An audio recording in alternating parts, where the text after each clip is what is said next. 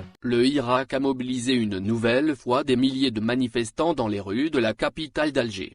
Dès la fin de la prière du vendredi, des milliers de militants, activistes ou simples sympathisants du Irak se sont regroupés au niveau des artères les plus stratégiques d'Alger. Des marches citoyennes ont été lancées depuis la place du 1er mai, Bab el Oued, la rue Victor Hugo, Belouizdad, et Ceuta. En à peine 30 minutes, de foules nombreuses et très denses ont occupé les rues d'Alger, défiant encore une fois la répression, les arrestations systématiques, les intimidations du régime algérien et de ses services de sécurité. Dans la joie, dans la communion, avec des chants et des clameurs harmonieuses, les manifestants du Irak ont secoué Alger.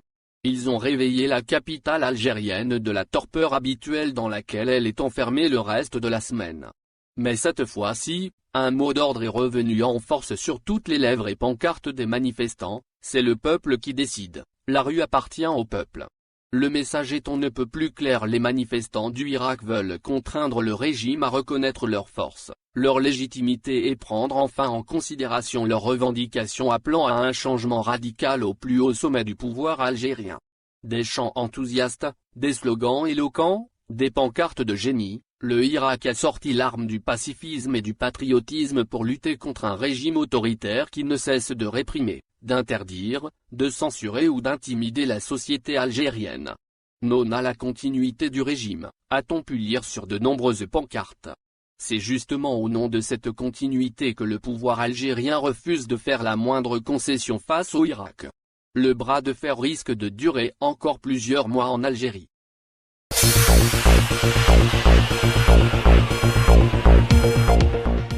Ce vendredi 9 avril, les milliers de manifestants du Irak mobilisés dans les rues d'Alger et les autres grandes villes du pays, ont été particulièrement remontés contre la presse de la honte, à savoir cette presse nationale algérienne complice avec le régime algérien et qui est utilisée principalement comme un instrument de propagande pour diviser le peuple algérien, salir ou dénigrer à longueur de journée des militants ou activistes pacifiques.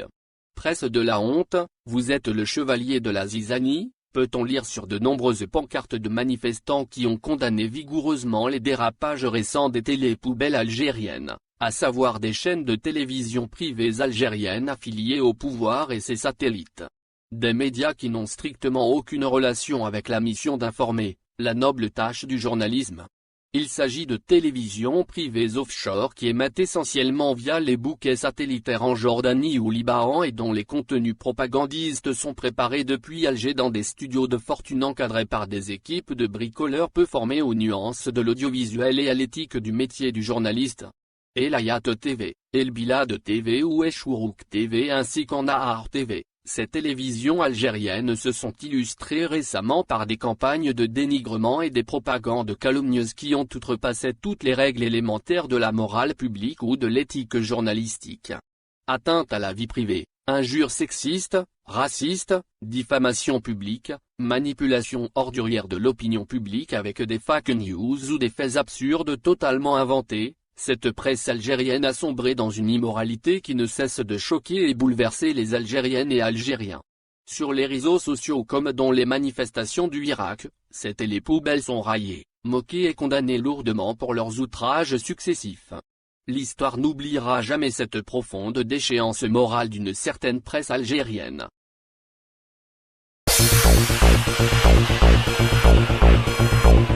Le chef-lieu de wilaya de Bouira a été encore une fois le théâtre d'émeutes d'une rare violence survenue dans la nuit de jeudi à vendredi.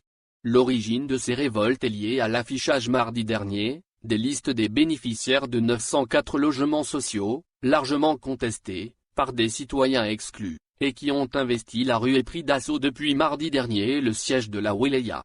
Les postulants à ces logements qui n'ont pas trouvé leur nom sur la liste provisoire ont bloqué la voie publique desservant les cités des 140 logements, écothèques, Hauts-de-Housse et même au centre-ville, à l'aide de pneus enflammés et autres objets hétéroclites.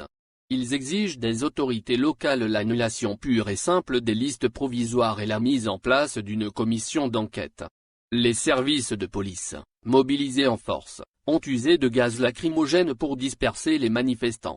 Plusieurs émeutiers ont été interpellés, selon certaines sources. Des blessés parmi les policiers et émeutiers ont été déplorés, a-t-on ajouté. Il faut préciser que jamais la ville de Bouira n'a connu une vague de contestation suivant l'affichage de listes de logements sociaux. Le refus du chef de l'exécutif de tout dialogue avec les contestataires et l'attitude de certains responsables, nous ont indiqué certains manifestants, suscitent des questionnements quant à la gestion de ce genre de situation. L'absence des élus et la défaillance de la société civile ont contribué à faire monter la tension, ajoute-t-on encore. La situation risque aussi de dégénérer dans les prochains jours. Des demandeurs de logements sociaux issus des quartiers de Bouira et Ouled Belil, situés à la périphérie de la ville de Bouira, avaient bloqué carrément l'autoroute Est-Ouest. Le trafic routier était paralysé jeudi durant plusieurs heures.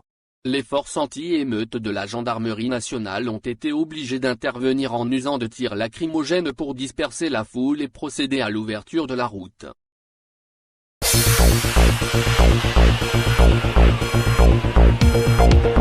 L'affaire du mineur de 15 ans, qui a affirmé avoir subi des sévices après son arrestation par la police samedi à Alger, continue de prendre de l'ampleur.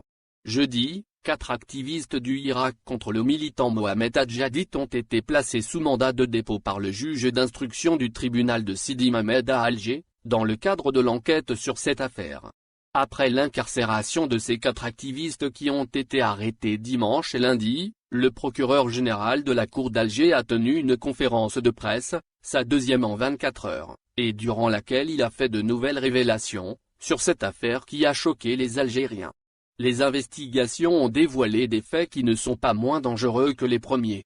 Pour une simple raison liée à la présence parmi ce groupe, des personnes et des entités, des projets destructeurs, avec l'implication de l'élément étranger, et le mouvement Rachad du point de la planification et du financement, a-t-il annoncé.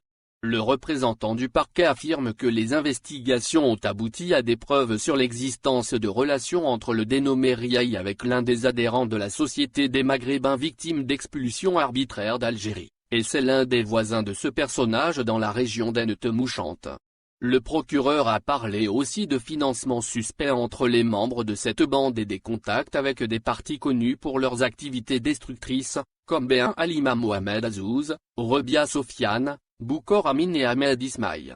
Des preuves existent que ces personnes ont planifié ces faits, assure-t-il, en expliquant que des dossiers criminels ont été constitués à l'encontre de ces personnes avec les chefs d'accusation de complot dont l'objectif est l'incitation des citoyens contre l'autorité de l'État et atteinte à l'intégrité du territoire, et réception de financement de l'intérieur et de l'extérieur du pays pour commettre des actes pouvant porter à la sûreté de l'État, à la stabilité de ses institutions et leur bon fonctionnement, à l'unité nationale, l'intégrité territoriale,